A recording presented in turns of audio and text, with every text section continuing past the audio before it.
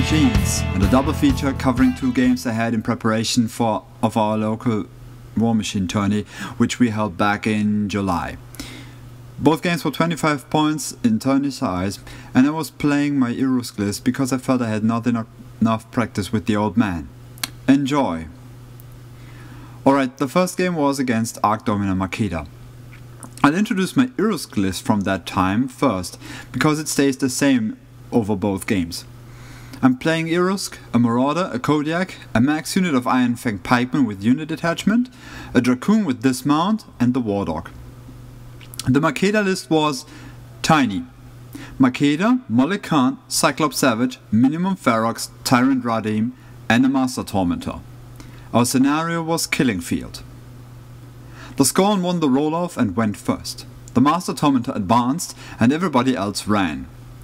I gave focus to my Jax, which then ran. The Iron Fangs and the Dracoon ran too. Irusk advanced and put Iron Flash on the Pikeman, as well as casting Inhospitable Ground.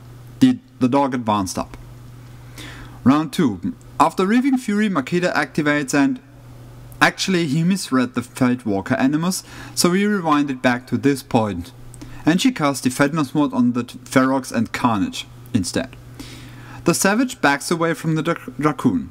The Ferox advance and leap into contact with my Warjacks, because they were too far in the forest originally, but the only damage is inflicted by Radim's armor-piercing Lance of Bashak. Also, Molly-Khan storms in on the Marauder and I make a mistake. The dog countercharges for little damage and moves back, but where it is standing now, it should have been possible to, via sidestep, for Molly-Khan to get within arm's reach of Irusk and end the game right there. Luckily, my opponent isn't that good or that cutthroat, and just wails on the Jack, which looks pretty good even after the beating. I think I only lost movement. The Scorn score a control point. I drop Iron Flash and give 1 focus to the Marauder and 3 to the Kodiak. Irusk advances and puts superiority on the Kodiak. The Dracoon runs for the center control point. Then the Kodiak tries to deal with the Ferox, but I roll badly, and thus only some get scratched, and just Radim gets punched out of his saddle. The dog then charges Radim, misses, and returns to Irusk. I move the Marauder to Super Slam Molly-Khan through the Ferox, but his combo strike misses, and that plan fails, and I forget to buy more attacks. Then I send in the Pikeman to deal with Molly-Khan, but my time is up, and my turn ends. Here's to forgetting your once a game time extension. Cheers. I do score a control point though. In round 3, Makeda leeches Fury and upkeeps Defender's Ward. The Master Tormentor runs for the right hand control point. The Ferox ineffectively try to hunt the Kodiak, and again it's only Radim who deals any damage worth the note. The Cyclops charges in on the Marauder, hurts him but does not take him out. Molly-Khan could have chosen to just trample over the Pikeman, but then again we're talking about Iron Fang Pikeman free strikes, so he chose initial attacks. However, even he doesn't destroy the Marauder or kill a Pikeman. The Scorn score 2 control points. Okay, my mean machine is almost wrecked. I guess that leaves the Pikeman to do it. I upkeep superiority and give 1 focus to the Marauder and then 1 to the Kodiak. The Kodiak puts the Ferox down.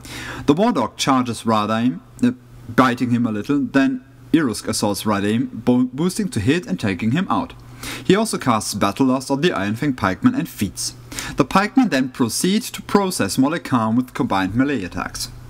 The Marauder batters the Cyclops, as does the Dracoon charging in, but he refuses to die. Round 4. My opponent figures that he's in a seriously disadvantageous position. He reaves Fury from the Cyclops and upkeeps Defender's Ward on the Ferox. The Master Tormentor stays put at the control zone, fearing for her life. Makeda activates and casts Carnage, moving to seize the other zone. The Ferox then give their all, shuffling, jumping and attempting to assassinate Irusk, but they can't do it, bringing him down to just below 50%. It was a valid try though. The Cyclops waits on the Marauder, who's hanging on to a few boxes by now. The Scorn score another 2 control points. Okay, I reckon it's time to bag this thing. Irusk upkeeps superiority and allocates 3 focus to the Kodiak and 3 to the Marauder. Actually, I think that's how it went. My memory is very hazy right now about back then, as you can imagine. The pikemen converge on the Ferox, but Defender's Ward saves one. The Marauder takes down the Cyclops, freeing up the Dracoon, who runs up for my crazy finisher idea. The Kodiak moves through the forest within melee range of Makeda and boosts to hit on all attacks. The initial attacks don't take her out, so he just chooses to double-handed throw her into the Dracoon, which finishes her. Irusk wins!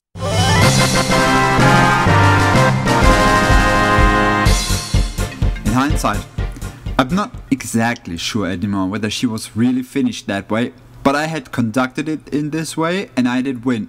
So when in doubt, I as the winner get to decide on history, right? Right? Okay, enough with the cynicism. I told my opponent that I thought it very bold to field such a small force at this point level. I'd either go and drop the Ferox for some other infantry or switch Molokan for other beasts.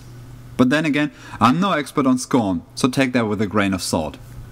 Let's move on to game 2. The second game I played against Epic Haley. I'm sorry for the very blurry picture, here's her army. Thorn, Centurion, full Precursor Knights with unit detachment, Squire, Reinhold. My army, as said, is the same. Our scenario is Killbox, with a severely reduced box as we had to share the table with other gamers. Thus we called it the Coffin, which makes for a very nice scenario name on its own. This time I get to go first, thus the centralish deployment. I give a focus to the Marauder. The pikemen run up, the Kodiak does too, then Irusk goes, slaps superiority on the Marauder and advances. The Marauder then runs up, albeit quite cautiously. The Dracoon runs ahead as well. Haley allocates a focus each, then her Precursor Knights advance in shield wall. She accelerates and telekinesis the Centurion and casts another spell through Thorn to move him. The Centurion moves and goes no chargey and Thorn runs.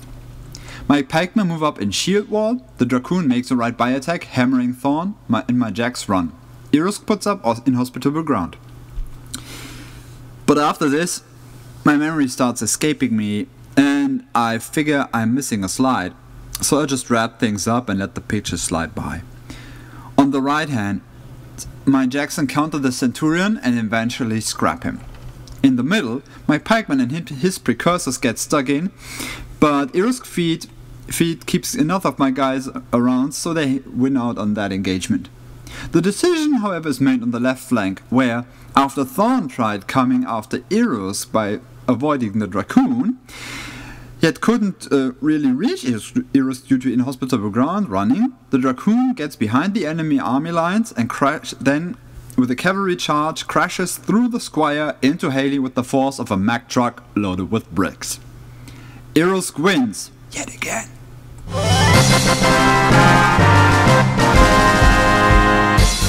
In hindsight, well, the game wasn't exactly tense, and that certainly wasn't the best Haley experience list that could be built, nor does Aridas have an extensive experience with Haley experienced. But here's what it taught me. Maximum Ironfang pikemen and unit detachment would probably be more of a liability than a boon for our 25-point tourney. So instead of the max unit, I went to include a minimum unit and a unit of Kayazi eliminators. So in the next Marth the Machines, I'll go ahead and finally cover my tourneys I had this year. Both the first bad and the Foundry that was back in Koblenz, where well, you'll see how it turned out. And until then, farewell.